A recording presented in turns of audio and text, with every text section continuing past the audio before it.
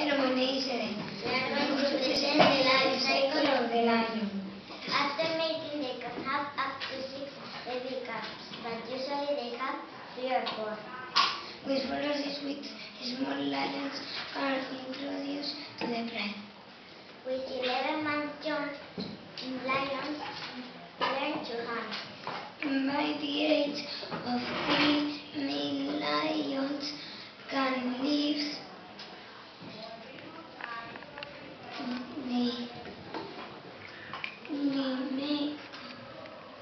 the fleet and create a new one when a female lion is 4 years old. Did you know that when males take over a pride, they usually kill the cubs? The female comes into estrus and the new